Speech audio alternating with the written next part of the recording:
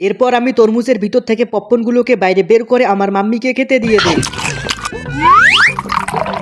আরে আশেপাশে তো কেউকে দেখতে পাচ্ছি না, চলো তাড়াতাড়ি করে আমার বান্ধবীকে ডেকে নিয়ে আসি। মাম্মি মাম্মি, আমি একটু বাইরে যাচ্ছি। আরে দাঁড়াও, তুই কোথায় যাচ্ছিস? তোমার জন্য আমি খাবার তৈরি করতেছি। এরপর আমি আমার বান্ধবীকে ডেকে নিয়ে আসি। বান্ধবী, তুমি তাড়াতাড়ি চলে আসো। এই হারামজাদি, দেখ তোমার চুলের মধ্যে কি। এর পরের বার যদি আসার চেষ্টা করিস তার আগে 10 বার ভেবে আসবি। আরে চলো, কাজ তো হয়ে গিয়েছে।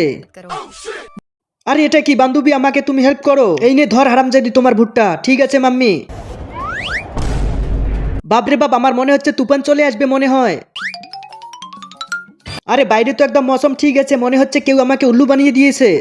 হারামজাদি, তোকে আমি ছাড়বো না। Wow, doggy dance. আরে এই ডগিটাকে দেখতে তো অনেক সুন্দর লাগতেছে। আরে এই পাগুলো দেখে তো আমার মনে হচ্ছে এটা আমার হারামজাদিটার কাজ হবে। আরে বুড়ি, তোমার দম কি করে হয় আমাকে মারতে? আহা, মাকে তো উল্লু বানিয়ে দিলাম। আরে এই মুস্কান কবে আসবে? আরে আমি চলে এসেছি, চলো এবার পার্টি করবো।